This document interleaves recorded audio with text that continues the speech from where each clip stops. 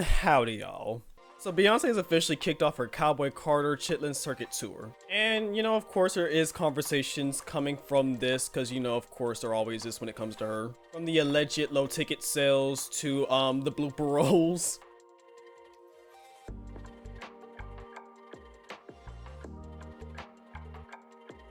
Which, by the way, looks pretty sold out to me. But I'd rather talk about the dissonance between the messaging and people's response. What happens when intended messaging gets misconstrued, how full critiques can come off as propaganda, and why this seems to be happening. So if you'd like to see more of me, go ahead and hit subscribe. Welcome back to my channel. I'm Hayes, and let's get right into this video.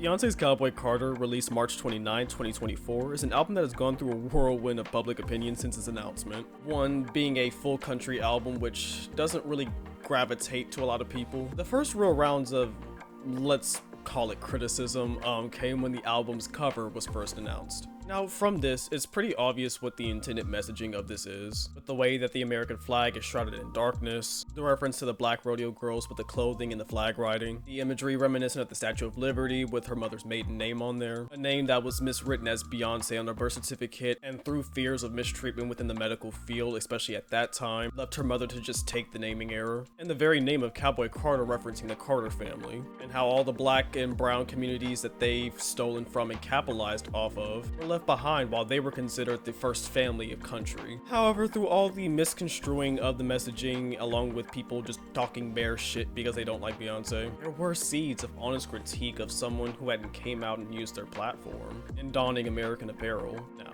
I obviously don't think that Beyonce is being earnestly patriotic. As much of the visuals and imagery of this era revolving around shrouding the American flag in darkness, the lyrics and songs like American Requiem, Blackbird, Ya Ya, Amen, addressing the black cultural roots of country and how black folks have been pushed out of a genre that we created, pushing many modern day black country artists to the forefront, giving a spotlight to Linda Martell as well as her contributions to being the first mainstream successful black country artist. This one image that looks like an American Horror Story teaser. All of these convey obvious critiques when it comes to America and the institutions it's created in relation to race and class. Which is great. America and these institutions deserve to be called out, especially people who have a large platform that can generate conversation amongst people. It is just a bit, let's say, off-putting how heavy the Americana imagery is though, which brings us to the national anthem incident. Like, yes, I get this as a reference to the performance of Jimi Hendrix's protest at Woodstock, critiquing American institutions, and while I can respect that and I appreciate the intended idea, I just think that singing the national anthem and donning an American flag dress at a time where America is delving more and more into fascism and destructive conservative values while also not really coming out and saying anything, I just think that a lot of the critiques of America and American culture while donning the Americana imagery is a bit poorly timed. Yes, it's obvious that she's forming space to have the conversations of the failings of America and its institutions in regards to class and how its citizens are treated. I just think it's interesting how the messages of critique can be misconstrued when claiming to critique the American institutions while also not coming up on your platform and saying anything about the multiple things that America is involved in right now. It's now mid-2025 and she still has yet to come on and say anything about the multiple genocides going on. She has yet to say anything about Palestine, especially when fans of hers were going to the Renaissance World Tour movie and waving Colony Project flags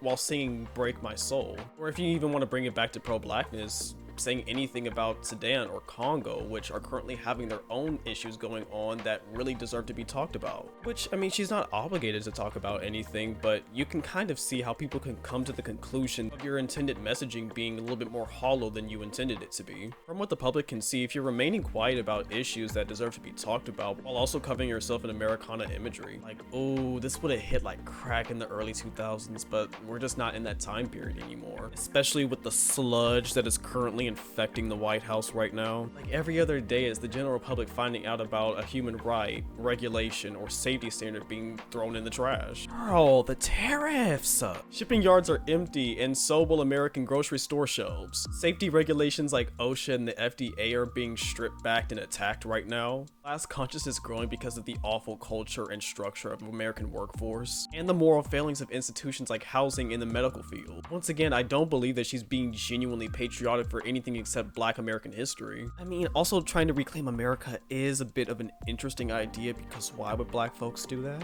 This really isn't our country to claim either. I mean, we're not indigenous to this land. Which, I mean, I have no qualms about reclaiming American culture as in, you know, the country genre and everything. Or even placing emphasis on how a lot of the wealth in this country is built off the backs of our people. In times like this, I think you just have to be very careful about the way that your messaging is coming across. I also think the general public is not really in the mood to be dealing with celebrities now at this point. And it's been on a steady decline, I mean, especially in the 2020s and how celebrities were acting around that time. To Katy Perry putting the ass in astronaut, and her earnestly thinking that her showing of egregious wealth and self-fulfillment was going to mean anything to the common folk who are struggling right now. And it's unfortunate because the timing of this isn't her fault. She had an idea, a concept, and she executed it. I just think that if you're talking, I think you, especially as a rich celebrity in this day and age, I think you just have to speak with a certain je ne sais quoi.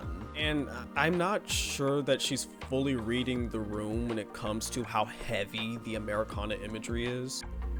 And another thing happened while I was editing this. Kind of another example of what I mean when I'm talking about, and I think this is perfectly timed actually. Beyonce's been caught recently seen wearing this Buffalo Soldier shirt, for those who don't know.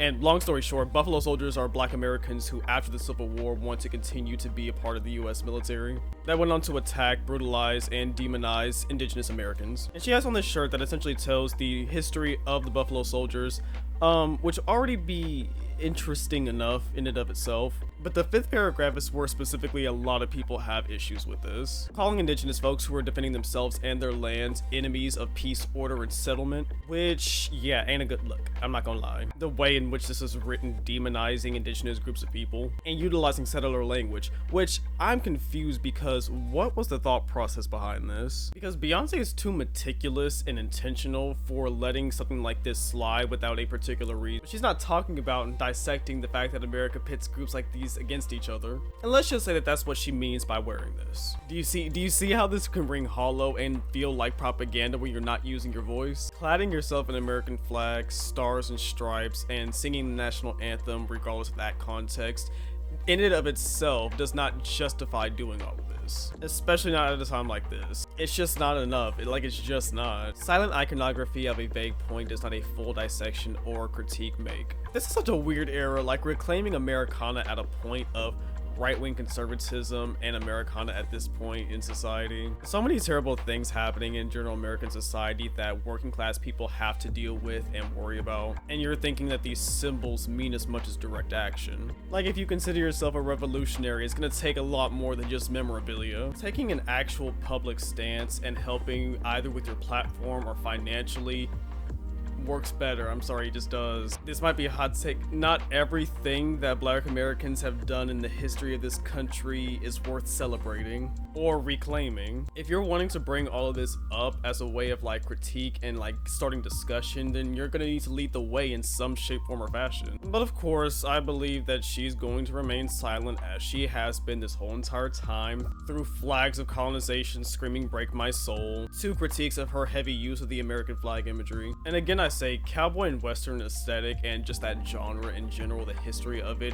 is so much more than just Americana, and I just wish that she would utilize something else besides that. Like, I'm sorry, there's nothing much I can really do for you right now. Like, I get it. America, American imagery, Americana is very much intertwined with country as a genre. I just think there's so many interesting ways for you to be able to convey country. Country as a music genre, the history of the South, and imagery associated with alt westerns is so rich and intricate. There's several ways of visually depicting and incorporating country into this tour, which in some cases she is, but it seems like the heaviest depiction of imagery and the one that seems to encapsulate the most with this era is the Americana. You can use a lot of varied aesthetics because I don't think that your intended messaging is coming across to the general public. I'm just not fully sure it's hitting the mark as it should. Like this picture with the burnt American flag with the crows and everything, dope, love that. You dressed in an American flag while singing the national anthem, I can see how that can come across to people. And again, not too much on her. I just think this is a very interesting conversation to have because I kind of see both sides of the people who are having critiques of this, while also the Hive, you know, breaking down the obvious metaphors and symbolism that this era and this country aesthetic is really giving. While I think a lot of people are misconstruing the message, I think it's understandable in some cases that people would misconstrue the message because of how silent she is and how much she's really going in on the American imagery. And while we're here, this doesn't even really have anything to do with the Country Carter tour, but I will always take the opportunity to drag Miss Honey Boo Boo. I know a lot of people have mixed opinions about Honey Balenciaga. I just think it's interesting bringing somebody who was just saying racial slurs against black people in 2020, just a few years ago, onto two separate tours and eras dedicated to uplifting and celebrating black folks and their culture.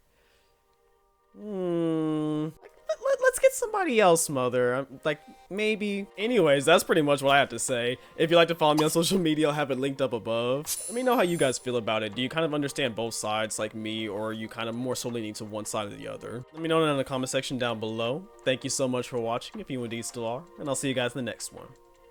Peace.